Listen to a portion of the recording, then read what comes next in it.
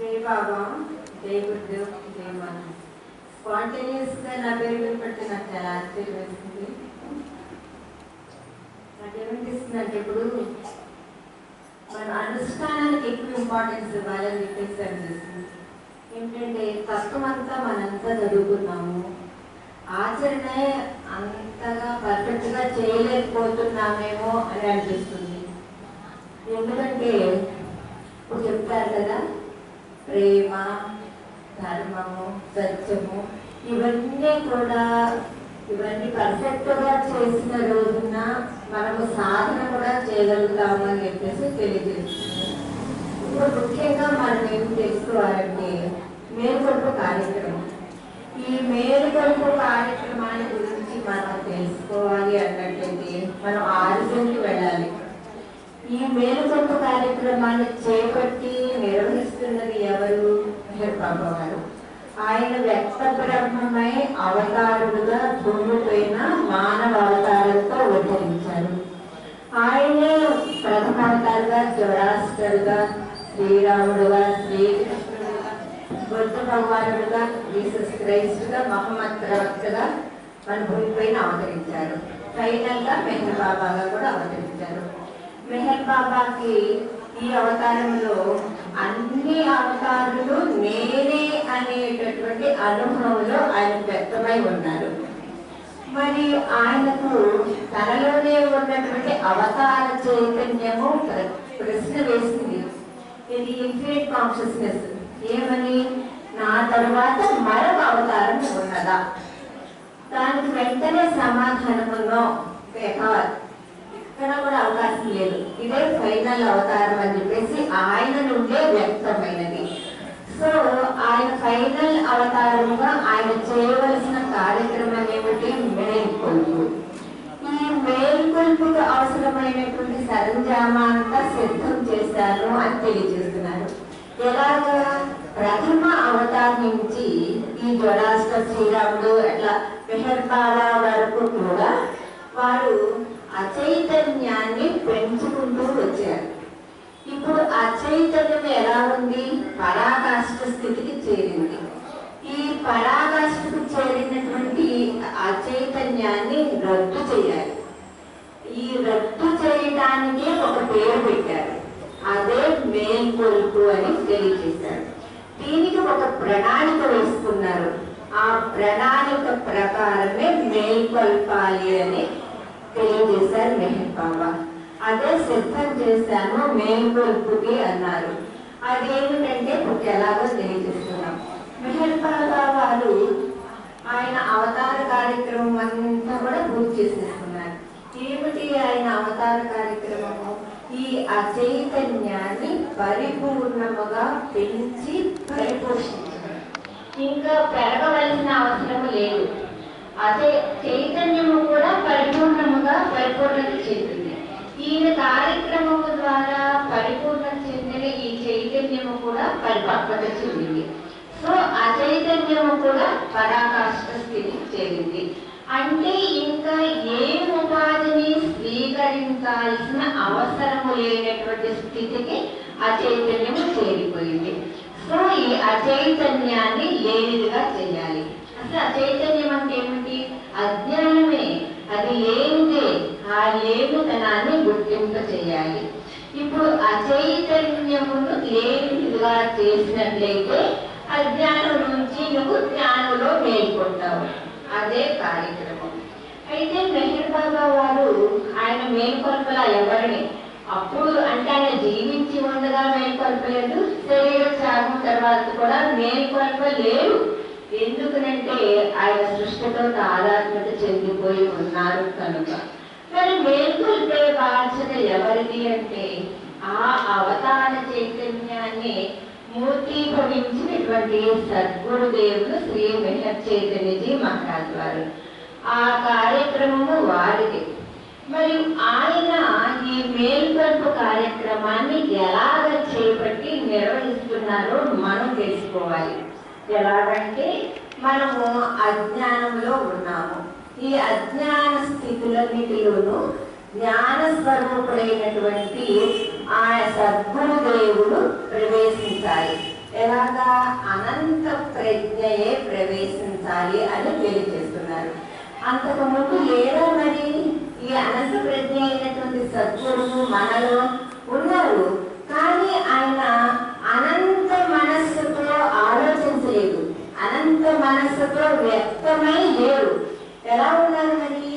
నీ అజ్ఞానాన్ని ఆయన పోషిస్తూ, అంటే నువ్వు ఎలా ఉన్నా, అజ్ఞానంలో ఉన్నా జ్ఞానంలో ఉన్నా, పాపము పుణ్యము ఏది మంచి చెడు ఏది చేస్తున్నా సంస్కారానుగుణ్యంగానే చేస్తున్నావు కనుక ఆ సంస్కారానుగుణ్యముగా నిన్ను జీవింపజేయడానికి ఆయన సహాయం చేస్తున్నారు. అంటే నీ జీవితంలో ఆయన ఇన్వాల్వ్మెంట్ లేదు, సాక్షిగా మాత్రమే ఉండి ఆయన కార్యక్రమం చేసుకుంటున్నారు. సో ఇప్పుడు ఆయన నీ అజ్ఞానాన్ని వ్యక్తం చేసేది, పరిపోషించేది జ్ఞానమే చెప్తున్నారు. అంటే అజ్ఞానాన్ని పరిపోషించేది జ్ఞానము అని చెప్పి తెలియజేస్తున్నారు. కానీ ఈ జ్ఞానానికి అజ్ఞానం గురించి తెలియదు, కానీ అంతవరకే పరిపోషిస్తోంది, వ్యక్తం చేస్తోంది.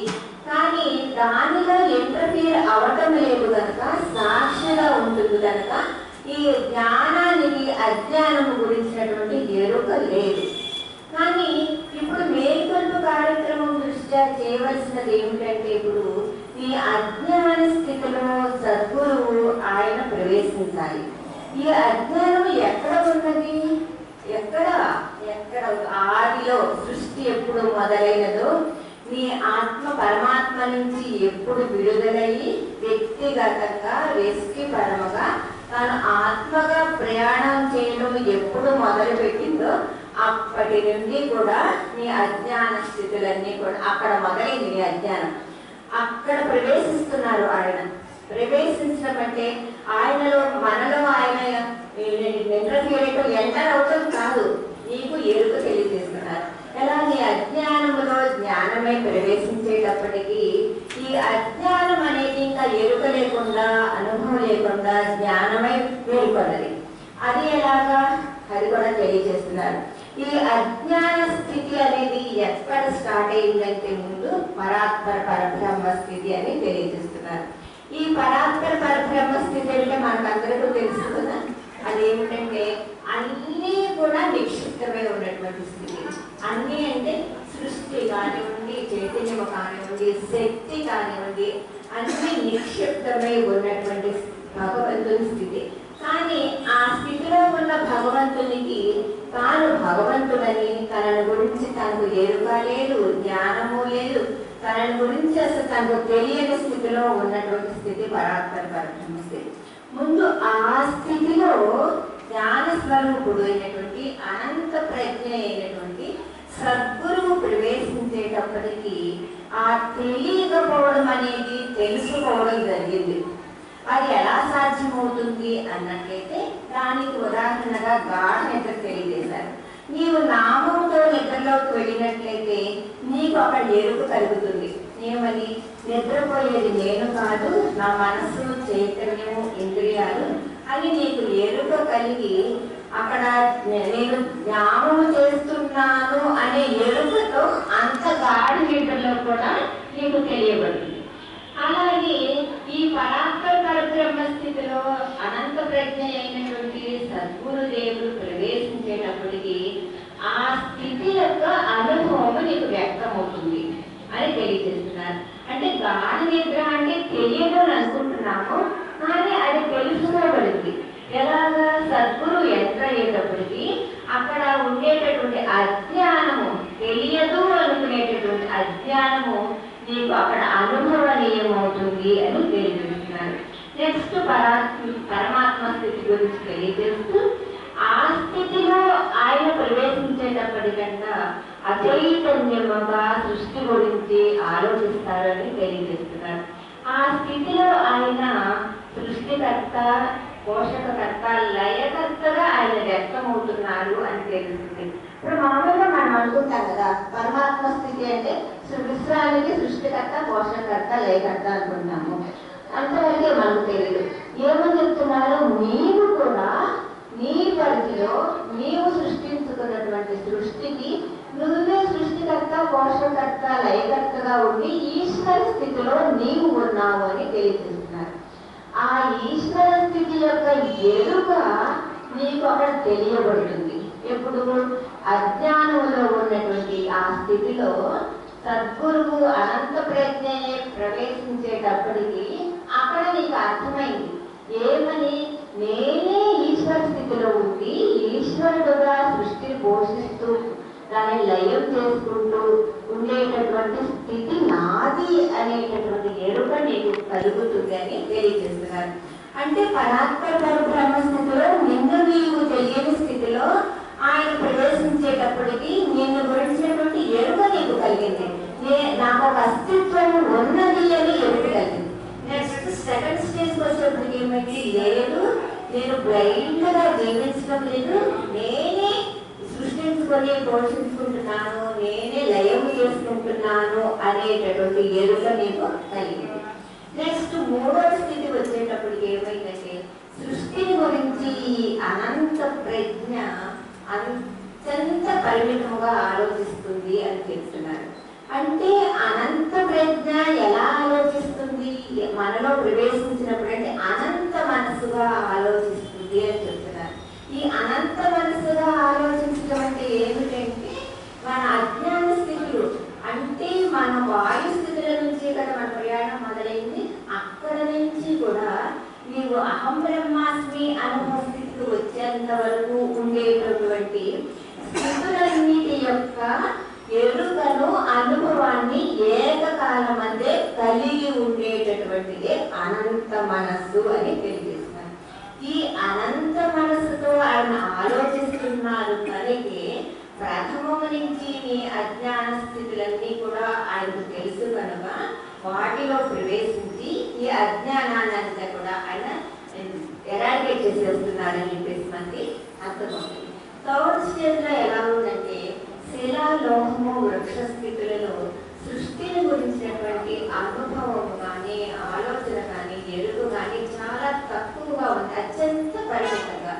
ఎందుకంటే అక్కడ సంస్కారాలు కూడా చాలా తక్కువగానే ఉన్నాయి. ఎందుకంటే ఈ సంస్కారాలు చైతన్యాన్ని పోషించడానికి ఉపయోగపడేటటువంటి స్థితులు కూడా చాలా తక్కువ ఉన్నాయి. సో సృష్టిని గురించినటువంటి ఆలోచన కూడా తక్కువగా ఉన్నది. కానీ ఈ మూడు ఉపాధులలోనూ శిలాలో వృక్ష ఉపాధులలోనూ నీవు పొందేటటువంటి అనుభవాలు నీ జీవితంలో మానవ ఉపాధులు ఇప్పుడు వ్యక్తమవుతున్నాయి.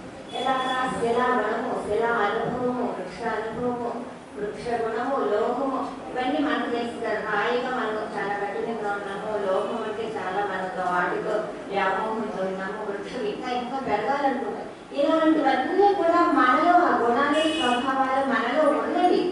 అవన్నీ కూడా అజ్ఞాన స్థితిలే. ఇవన్నీ కూడా రహితం చేయాలి. ఆయన మనసు ప్రవేశించేటప్పటికి ఈ వీటి ఉనికి శిలాలోహ వృక్ష ఉపాధి యొక్క ఉనికి కానీ సంస్కారాలు కానీ అక్కడ లేనిదైపోయినవి అని చెప్పేసి తెలియజేస్తారు. ఈ విధంగా ఆ స్థితి వరకు కూడా ఆయన ఎప్పుడు ప్రవేశించారో ఆ జ్ఞానం అంతా కలుగుతుంది. నెక్స్ట్ క్రిమికీటకాలు, జలచరాలు, వాయుచరాలు, జంతు ఉపాధి అంటే పరిణామ దశ జంతు ఉపాధితో పూర్తయిపోతుంది.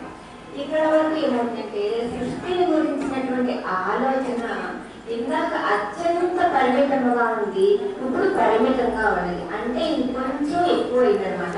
అంటే ఏంటి, సంస్కారాలు ఇందాక కన్నా కొంచెం పెరిగినాయి అని చెప్పేసి చెప్తున్నారు. చైతన్యము కూడా కొంచెం పెరిగింది ఇప్పుడు.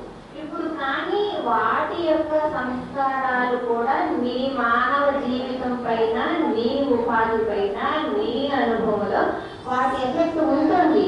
ఇవన్నీ ఏంటి, క్రిమికీటకాలు, జలచరాలు, ఇవన్నీ చదువుకుంటాం కదా డివైన్స్లో. కొన్ని పగబట్టు ఉంటాయి, కొన్ని హిపోక్రసీతో ఉంటాయి, కొన్ని రకరకాలుగా ఇబ్బంది పడేటటువంటి జీవులు ఉన్నాయి.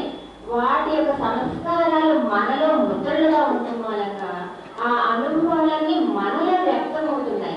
అవి కూడా అజ్ఞాన స్థితిలో మరి అవన్నీ మనకు ఆటంకాలుగా ఉన్నాయి. అందుకని ఆయన మనసు ఈ స్థితిలో ప్రవేశించేటప్పటికి ఇవన్నీ కూడా ఉనికి లేకుండా అయిపోయాయి. సో క్రిమికీటకాల నుంచి జంతు ఉపాధి వరకు కూడా ఇంకా సంస్కారాలు లేవు, ఇంకా నీకు అవన్నీ కూడా రద్దయిపోయాయి. ఇప్పుడు సద్గురు ప్రవేశించడం ద్వారా నెక్స్ట్ మనం ఏం చెప్తాం, పరిణామ దశ పూర్తయిన తర్వాత మానవ ఉపాధి ధరించాము.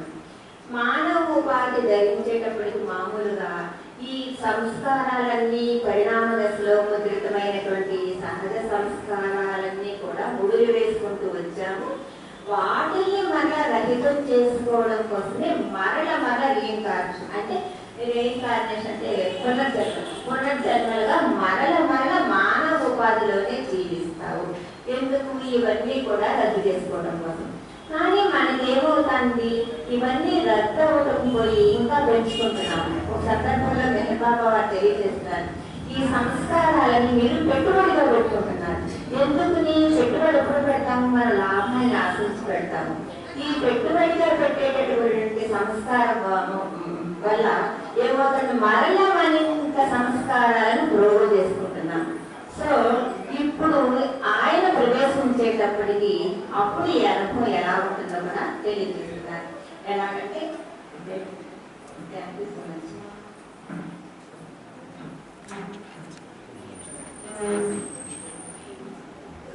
జయబాబా అండి. నల్లి గారి ప్రసంగం మళ్ళీ భోజన సమయం అయిన తర్వాత కొనసాగిస్తారు. ఎందుకంటే తత్వాన్ని అవగాహన తత్వం ద్వారా అవగాహన వస్తుంది. ధ్యానం ద్వారా అనుభవానికి ఆటంకంగా ఉన్నటువంటి వాటిని తొలగించుకునే అవకాశం ఉంది. తత్వము ధ్యానము కలిసి ఉపన్యాసం చేస్తే ఎలా ఉంటుందో, నల్లి గారి ఉపన్యాసం అలా సాగుతున్నటువంటి సమయంలో ఈ భౌతిక భోజనం కోసం ఆపుకోవాల్సి వచ్చింది. దాన్ని మళ్ళీ మనం కంటిన్యూ చేద్దాం భోజన సమయం అవుతుంది. ఎందుకంటే ఒక సందర్భంలో మెహబాబా అడుగుతారంటే ఏమడుగుతారంటే, ప్రేమికులందరినీ పిలిచి ఈ ప్రపంచంలోనే అన్నింటికంటే పెద్ద జైలు ఒకటి ఉంది, దాని పేరు ఏంటో తెలుసా అని అడుగుతారు. అందరూ అన్ని పేర్లు చెప్తారు, కానీ మెహబాబా చివరికి చెప్తారు, ఈ మానవ శరీరమే పెద్ద జైలు, ఇవి ఆత్మని బంధించి ఈ మానవ శరీరం ఉంది, దాన్ని వ్యక్తం కానివ్వట్లేదు. సో ముందుగా దీనికి కొంచెం మన సదుపాయం కలిగించిన తర్వాత ఆత్మ నుంచి ఆత్మ ప్రతిష్టాపన ఎలా చేసుకోవాలో, అనుకూలతని ప్రతికూలతగా ఎలా మార్చుకోవాలో, ప్రతికూలతను అనుకూలతగా ఎలా మార్చుకోవాలో మధ్యాహ్న సమయంలో మన అనుభవమైనటువంటి డాక్టర్ గారు వచ్చారు. రమేష్ హాస్పిటల్లో వర్క్ చేస్తున్నారు. అలాగే కాంచీపురం నుంచి డాక్టర్ ప్రొఫెసర్ రమణ్ కుమార్ గారు వచ్చారు. ఆయన యొక్క ప్రసంగం విందాం. మరి ఈ భోజనం అంతా మనం స్వీకరించాలంటే భౌతిక భోజనం కూడా అవసరం కాబట్టి ముందుగా పెద్దవాళ్ళకి అవకాశం ఇస్తూ లైన్గా వెళ్తూ మనం నెహర్ బాబా వారి ప్రేమను ఆ ప్రేమ మీద ఆగిపోతాం. జై బాబా. అది 2:30కి కలుసుకుంటాం. ఈ సమయంలో సంకీర్తన కార్యక్రమం కూడా జరుగుతుంది. జై బాబా.